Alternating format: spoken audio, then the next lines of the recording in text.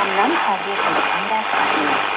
Program tentang pembahasan Alkitab yang menyediakan pendekatan renungan firman Tuhan yang mudah dimengerti. Penuh dengan pelajaran kurikulum untuk anak orang percaya. Untuk membantu pertumbuhan kebenaran. Dari KPWS Sabuna Kuala. Selamat mengikuti. Jika mereka mulai mengamati hukum Taurat ini dan kemudian memperhatikan dengan seksama dan melakukan seperti apa yang dilakukan oleh seorang rabi dalam abad pertama, yaitu Maimonides. Dia melihat ada 613 perintah dan kemudian mereka berkata, siapakah yang dapat mentaati ke 613 perintah ini dengan tidak berdosa? Saudara pendengar, bersama saya Mas Yamudo dalam program Jalan 66. Senang sekali karena bisa mempersembahkan program yang memberikan pengetahuan Alkitabiah dan menunjukkan kepada kita jalan keselamatan. Hari ini kita akan memperhatikan 2 Korintus pasal yang ketiga. Yohanes akan menyampaikan topik kemuliaan Allah memancarkan kesesalan. Apakah Anda sudah mencari arti hidup? Percaya? Maka persiapkanlah diri Anda untuk kita memulai perenungan kita hari ini. Dan pasti apa yang akan kita renungkan hari ini akan membuat semangat Anda timbul kembali. Tetaplah untuk bersama dengan kami dan kita akan lihat terlebih lagi apa yang telah Yesus lakukan untuk kita. Pendengar yang dikasihi Tuhan, kita akan bersama-sama mempelajari surat dari Rasul Paulus kepada jemaat di Korintus. Dan sebagaimana kita pahami, apa yang terjadi tidaklah mudah. Susah sekali mengajar orang-orang Kristen yang baru mengenal Kristus, karena mereka membutuhkan banyak sekali bimbingan. Nah, Paulus dalam konteks ini, ketika ia mencoba untuk datang kepada orang Korintus pada saat keadaan menjadi lebih baik, kurang pada saat yang bersamaan, masih saja ada hal-hal yang sulit. Karena sepertinya orang Korintus itu dipengaruhi oleh mereka yang menjadi peterunjuk, yaitu orang-orang yang mempertanyakan serta menolak Rasul Paulus. Jadi Paulus mulai menyatakan tentang apa yang terjadi. Mari kita melihat dengan seksama apa yang ditulis di ayat yang pertama. Adakah kami mulai lagi memujikan diri kami? Atau perlukah kami seperti orang-orang lain menunjukkan surat pujian kepada kamu atau dari kamu? Kamu adalah surat pujian kami yang tertulis dalam hati kami dan yang dikenal dan yang dapat dibaca oleh semua orang. Karena telah ternyata bahwa kamu adalah surat Kristus yang ditulis oleh pelayanan kami. Ditulis bukan dengan tinta, tetapi dengan roh dari Allah yang hidup. Bukan loh, melainkan pada loh daging, yaitu di dalam hati manusia. Saudara, apa yang sebenarnya Paulus coba untuk sampaikan ketika kita membaca yang tertulis di sini? Apa kira-kira? Ya, keadaan yang dikeluarkan oleh Paulus karena kenyataannya ia tidak termasuk dari bilangan ke-12 orang yang tidak semula bersama-sama dengan Kristus. Jadi mereka yang memusuhinya, orang-orang yang menentang dia, akhirnya menghadapi dia dengan berkata, "Lihatlah Paulus, sebenarnya engkau bukanlah seorang rasul. Di manakah kredibilitasmu sebagai seorang rasul? Bagaimana kita bisa benar-benar mempercayai dengan siapa sesungguhnya engkau ini?" Namun di sini kita bisa melihat bagaimana Paulus memberikan argumen yang sangat menarik, yang membuktikan bahwa pelayanan yang ia lakukan memang berasal dari Allah itu sendiri. Dan bukti dari pelayanannya adalah orang Korintus itu sendiri. Pelayanan yang ia lakukan di sini telah memberikan sebuah bukti yang jelas di antara saudara-saudara seiman yang ada di sana. Betapa gereja tumbuh dengan besar, itu buktinya. Korintus merupakan kota penting kedua bagi pelayanan Paulus, sebagaimana dijelaskan dengan sangat jelas di dalam kisah para rasul.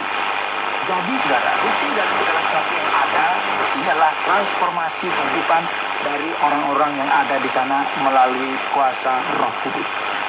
Ada perubahan hidup yang bisa membuktikan pelayanan. Kita bisa melihat adanya latar belakang Yahudi. yang berkaitan dengan perjanjian lama. Sekarang Paulus akan membuat sebuah perbedaan antara hukum yang tertulis dalam 2 loh batu dengan loh yang ia katakan di sini, yang tidak terbuat dari batu, melainkan loh hati manusia. Demikian firman Tuhan menuliskan, demikianlah besarnya keyakinan kami kepada Allah oleh Kristus. Dengan diri kami sendiri, kami tidak sanggup untuk memperhitungkan sesuatu seolah-olah pekerjaan kami sendiri. Tidak. Kesanggupan kami adalah pekerjaan Allah. Segala sesuatu yang Paulus capai merupakan hasil dari pelayanannya. Segala sesuatu yang terjadi di Korintus jelas sekali merupakan hasil dari kuasa Allah dan kemuliaannya. Dia membuat kami juga sanggup menjadi pelayan-pelayan dari suatu perjanjian baru yang tidak terdiri dari hukum yang tertulis, tetapi dari roh. Sebab hukum yang tertulis mematikan, tapi roh menghidupkan. Menarik sekali bagi kita perhatikan dan paham. Ketika Paulus berbicara mengenai pelayanannya, dia berbicara mengenai pelayanan perjanjian baru. Mari kita perhatikan ungkapan yang dikatakan di sini. Kita tahu ya, pertama perjanjian baru berarti setelah persepakatan yang baru yang bisa diartikan sebagai kesepakatan atau kontrak. Allah telah menetapkan sebuah perjanjian dengan orang Israel di Sinai. Sebuah perjanjian yang didasarkan atas hukum Taurat yang sering kita sebut sebagai perjanjian Sinai. Nah, di sini saudara, Paulus berkata bahwa ada sebuah perjanjian yang baru, khususnya karena perjanjian Allah dengan umatnya telah batal. Karena bangsa tersebut telah berubah setia terhadap perjanjian yang mereka inginkan sebelumnya, yaitu perjanjian Sinai. Oleh sebab itu, bangsa tersebut telah kehilangan tanah airnya dan dibawa ke pembuangan. Dan sekarang ia sedang berbicara mengenai sebuah persepakatan yang baru, yaitu perjanjian baru yang telah dibuat oleh Kristus Yesus sendiri. Ini merupakan sebuah perjanjian yang diikat dengan roh dan tidak lagi diikat dengan hukum yang sempurna. Hukum Taurat membawa kepada kematian, namun roh memberi kehidupan. Ini berarti bahwa hukum yang dibuat berdasarkan kitab Pentateuch yang menjadi hukumnya, yaitu hukum Taurat. Bukan kemudian hukum ini merupakan sesuatu yang negatif, tidak begitu maksudnya. Namun hukum ini membawa penghakiman, dan hukum ini tidak mampu menghasilkan keselamatan serta pemulihan. Sedangkan perhatikan roh dapat melakukan semuanya itu. Dan inilah pelayanan yang dikerjakan oleh Paulus. Jadi jika kita berpikir mengenai hal ini, Paulus mulai berbicara mengenai kemuliaan dari perjanjian baru ini. Dia berkata, pelayanan yang memimpin kepada kematian terukir dengan huruf pada loh-loh batu. Dan ini merujuk kepada 2 loh batu. Pelayanan ini merupakan referensi dari perjanjian Sinai yang berkaitan dengan Musa. Kemudian ia menuliskan, namun demikian kemuliaan Allah menyertainya waktu ia diberikan. Sebab sekalipun pudar juga cahaya muka Musa begitu cemerlang, sehingga mata orang Israel tidak tahan menatapnya. Jika pelayanan itu datang dengan kemuliaan yang demikian, di sini kita bisa melihat sebuah sudut pandang bahwa perjanjian Sinai tidaklah sempurna. Paulus mengatakan bahwa melalui perjanjian ini kemuliaan Allah dinyatakan, namun orang Israel tidak mampu menatapnya dan menjauh dari kemuliaan yang sedemikian jelas mencerminkan kemuliaan Allah. Ia berkata, betapa lebih besarnya lagi kemuliaan yang menyertai pelayanan roh. Sebab jika pelayanan yang memimpin kepada penghukuman mulia, hal ini mendatangkan penghakiman, karena hukum Taurat hanya menyatakan dosa. Betapa lebih mulianya lagi pelayanan yang memimpin kepada pembenaran. Dan ia mengulang kembali bahwa hukum Taurat hanya menyatakan dosa tanpa memberikan obat bagi dosa-dosa tersebut. Pelayanan roh membawa kepada hidup dan pembenaran atas dosa-dosa di dalam Yesus.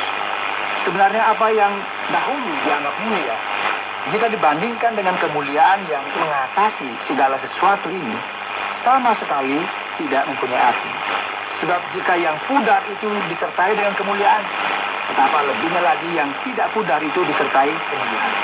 Dengan kata lain, ketika hadirat Kristus, Sang Putra Tunggal Allah ada di dalam kita, maka kita bisa melihat kemuliaan Bapa.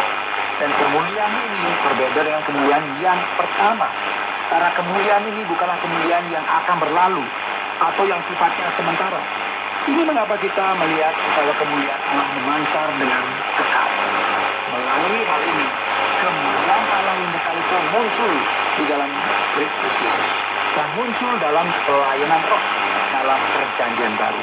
Dan ini sesuai dengan keinginan kita. Karena kami mempunyai pengharapan yang demikian. Kemudian kata Paulus dalam ayat 12, maka kami bertindak dengan penuh keberanian. Tidak seperti Musa yang berbunyi mukanya, supaya mata orang-orang Israel jangan melihat hilangnya cahaya yang sementara itu. Tapi pikiran mereka telah menjadi tunggal. Sebelum sampai pada hari ini selubung itu masih tetap menyelubungi